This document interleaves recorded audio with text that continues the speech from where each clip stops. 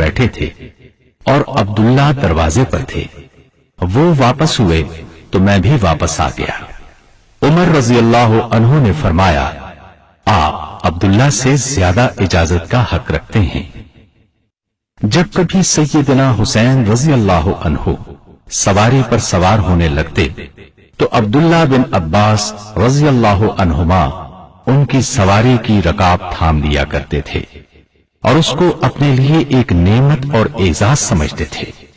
عزار بن حریث رحمت اللہ علیہ سے روایت ہے کہ عمرو بن عاص رضی اللہ عنہ کعبے کے سائے میں تشریف فرما تھے۔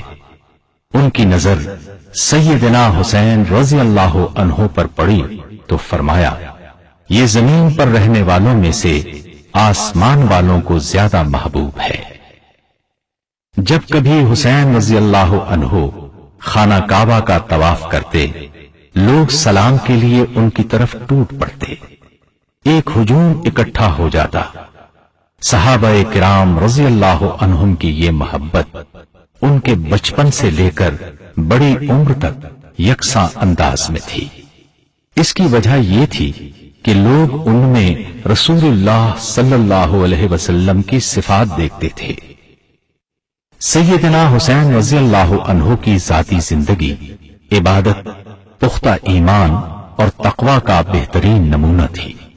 وہ بہت زیادہ روزے رکھتے، حج ادا کرتے۔ آپ کی دعاؤں اور عبادت کے دوران عجز و نیاز سے آپ کا تقوی بہت نمایاں ہو کر سامنے آتا ہے۔ آپ اس طرح اللہ تعالی سے مناجات کرتے، اے اللہ، تو ہی ہر مصیبت میں مجھے ثابت قدم رکھنے والا ہے، میں تیری رحمت کا امیدوار ہوں، ہر تکلیف کو دور کرنے والا، ہر نعمت عطا کرنے والا تو ہی ہے، جس کو تو تکلیف دے دے اس پر احسان کرنے والا بھی تو ہی ہے۔ اے میرے معبود، تو نے مجھے نعمتیں عطا کی ہیں، مجھے شکر کرنے والا نہیں پایا، مجھے آزمایا، مجھے صبر کرنے والا نہیں پایا۔ تو نے میری ناشکری کی وجہ سے مجھ سے نعمتیں نہیں چھینی، اور نہ ہی میری بے صبری کی وجہ سے میری تکلیف ہمیشہ رہنے دی۔ آپ کی دعائیں اس بات کا مظہر ہیں کہ آپ کی نظر میں بزرگ و برتر ذات وہی ایک ہے، وہی نفع و نقصان دینے والی ہے، زندگی اور موت اسی کے ہاتھ میں ہے۔ اس واضح حقیقت کو پانے والے کی نمازیں، تسبیح و تحلیل، غرض تمام عبادات خلوص نیت اور خشوع و خضوع سے بھرپور کیوں نہ ہوں گی۔ سیدنا حسین رضی اللہ عنہ بہت زیادہ سخی تھے۔ جو بھی ان سے سوال کرتا اس کو اتنا دیتے کہ اس کی فقیری ختم ہو جاتی، تنگ دستی مٹ جاتی۔ ایک دفعہ ایک سائل مدینے کی گلیوں میں گھومتا پھرتا سیدنا حسین رضی اللہ عنہ کے دروازے پر آن پہنچا۔ اس نے دروازے پر دستک دی اور اشعار پڑھے جن کا مفہوم یہ ہے، جس نے تیرے دروازے کی کنڈی کو حرکت دی آج نا امید نہیں جائے گا، تو سخی ہے، تو سخاوت کی کان ہے، تیرے باپ نے فاسقوں کو قتل کیا۔ سیدنا حسین رضی اللہ عنہ اس وقت نماز پڑھ رہے تھے۔ سوالی کا سوال اور شیر کانوں میں پڑے تو اپنی نماز مختصر کر دی۔ اٹھ کر سوالی کے پاس گئے، اس کی مفلوق الحالی دیکھی، چہرے پر فاقے کے آثار نمایاں تھے۔ پلٹ کر گھر آ گئے، اپنے غلام قمبر کو بلایا اور اس سے پوچھا، خرچ کی رقم میں سے تمہارے پاس کیا بچا ہے؟ اس نے کہا 200 درہم جو آپ نے اپنے گھر والوں پر خرچ کرنے کے لیے کہے ہیں۔ آپ نے فرمایا انہیں لے آؤ، جو آ گیا ہے وہ ان کا زیادہ حقدار ہے۔ قمبر درہم لے کر آیا تو آپ نے درہم اس سوالی کے حوالے کر دیے۔ سیدنا حسین رضی اللہ عنہ کا معمول تھا کہ کسی سوالی کو خالی نہیں لوٹاتے تھے، حتیٰ کہ شعراء کو بھی عطا کر دیتے۔ آپ کے بڑے بھائی سیدنا حسن رضی اللہ عنہ نے शुआरा को माल देने पर डांटा तो आपने जवाब दिया, बेहतर माल वो है जिससे इज्जत बच जाए। बहादुरी, शुजाअत और साबित कदमी सैयदना हुसैन रज़ी अल्लाह अन्हु की शख्सियत के नुमायां औसाफ थे। एक दफा हसन रज़ी अल्लाह अन्हु ने उनसे कहा, मैं चाहता हूं कि तुम्हारी हौसला मंदी से कोई हिस्सा मुझे भी मिल जाए। हुसैन रज़ी अल्लाह अन्हु फरमाने लगे, मैं चाहता हूं कि आपकी कुव्वते गोयाई, फसाहत और बलागत से मुझे भी कुछ हिस्सा मिल जाए।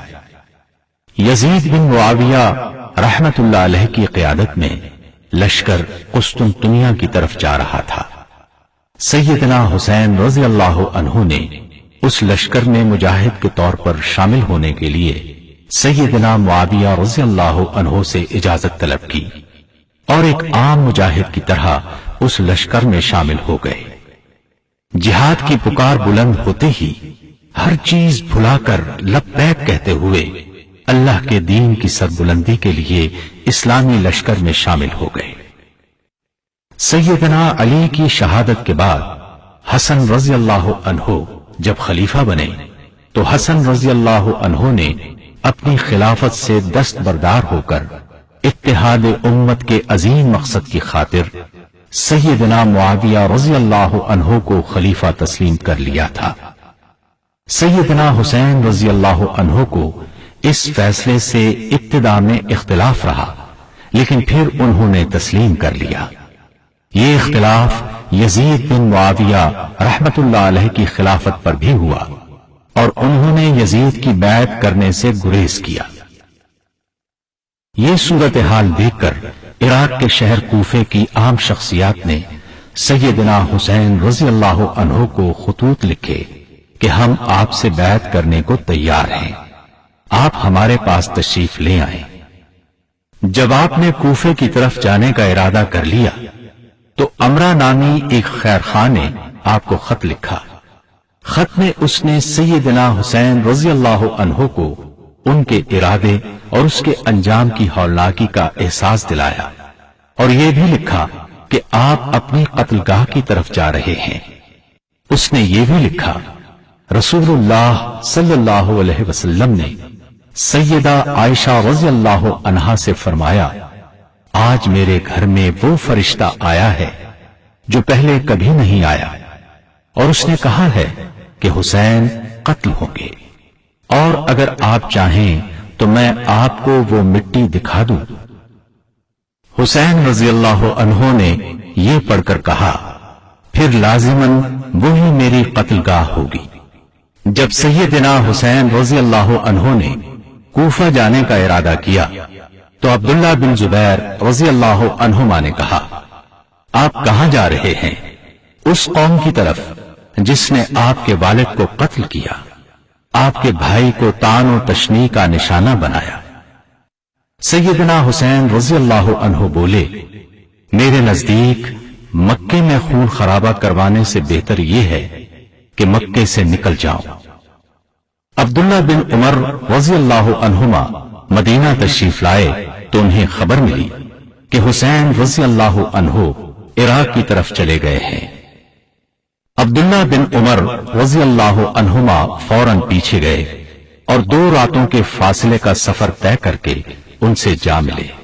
उनसे पूछा, कहां जा रहे हैं? फरमाया, इराक जा रहा हूं। उस वक्त आपके पास अहले इराक की तरफ से लिखे गए खुतूत के पुलंदे थे। अब्दुल्ला बिन उमर रज़ी अल्लाह अन्हुमा ने कहा, आप वहां न जाएं। सैयदना हुसैन रज़ी अल्लाह अन्हु ने फरमाया, ये उन लोगों के खुतूत और बैत के सबूत हैं। अब्दुल्ला रज़ी अल्लाह अन्हु ने बहुत कोशिश की कि हुसैन रज़ी अल्लाह अन्हु कूफा जाने का इरादा तर्क कर दें, लेकिन नाकाम रहे। बिलाखिर उन्होंने हुसैन रज़ी अल्लाह अन्हु से मुआनका किया और फरमाया, अल्लाह के सपुर्द शहादत आपका मुकद्दर बन चुकी है। सैयदना हुसैन रज़ी अल्लाह अन्हु अहले इराक की पुरजोर दावत और उनकी बैत की बिना पर समझते थे कि उन्हें लाजमी वहां जाना चाहिए, لیکن اہل کوفہ نے اپنے وعدے کا پاس نہیں کیا، انہوں نے بدعہدی کی۔ کربلا کے مقام پر سیدنا حسین رضی اللہ عنہ اور ان کے ساتھیوں کو گھیر لیا گیا۔ آپ نے اس موقع پر 3 شرطیں پیش کی۔ اول یہ کہ مجھے کسی بھی اسلامی سرحد پر جانے دیا جائے تاکہ میں وہاں جہاد کرتا رہوں۔ دوسری یہ کہ مجھے واپس وہاں جانے دیا جائے جہاں سے آیا ہوں۔ تیسری یہ کہ مجھے یزید کے پاس لے چلو، میں اس سے اپنا معاملہ خود طے کر لوں گا۔ لیکن وہاں موجود یزید کے سپاہیوں نے اپنی باتوں پر اصرار کر کے آپ کی عزت و خودداری کو چیلنج کیا، جس کے نتیجے میں رسول اللہ صلی اللہ علیہ وسلم کے محبوب، چمنستان نبوت کے پھول، نوجوانان جنت کے سردار نے شہادت کے راستے پر قدم رکھ دیا۔ انہوں نے جس چیز کو حق سمجھا تھا اس کا دفاع کرتے ہوئے موت کو قبول کر لیا۔ بالآخر 61 ہجری 10 محرم الحرام کو آپ کی شہادت کا نہایت المناک سانحہ پیش آ گیا۔ امام ابن تیمیہ رحمت اللہ علیہ فرماتے ہیں، اللہ تعالی نے یوم عاشوراء کے دن سیدنا حسین رضی اللہ عنہ کو شہادت کا عظیم رتبہ عطا کیا۔ انہیں شہید کرنے والوں کے نصیب میں ذلت اور رسوائی لکھی گئی۔ یہ شہادت ان کے خاندان کی کوئی پہلی شہادت نہ تھی۔ وہ اس راہ پر چلنے کے ہمیشہ خواہش مند رہے۔